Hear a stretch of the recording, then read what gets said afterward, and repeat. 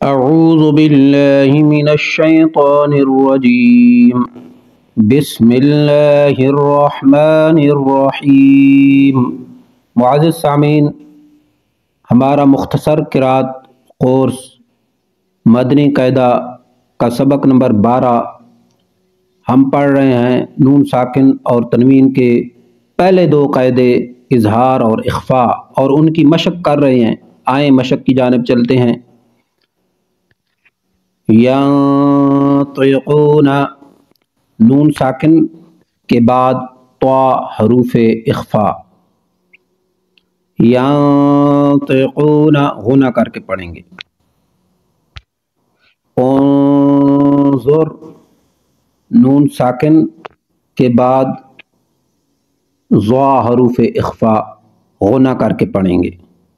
انظر، انفسکم، نون ساکن کے بعد فا حروف اخفاء غنہ کر کے پڑھیں گے۔ انفسکم، ینقضون، نون ساکن کے بعد قاف حروف اخفاء غنہ کر کے پڑھیں گے۔ منکم، نون ساکن کے بعد کاف حروف اخفاء غنہ کر کے پڑھیں گے۔ منکم عذابا علیما۔ معزز سامعین، میں آپ کو ایک اور بات بھی بتائے دیتا ہوں جو آپ ذہن نشین کر لیں کہ یہ دو زبر، دو زیر، دو پیش کو نون تنوین کہتے ہیں۔ نون ساکن آپ نے دیکھ لی اور اس کی مشق بھی کر لی۔ یہ نون ساکن جس پر جزم ہے، دو زبر، دو زیر اور دو پیش، ان کو کہتے ہیں نون تنوین۔ اب نون تنوین کے بعد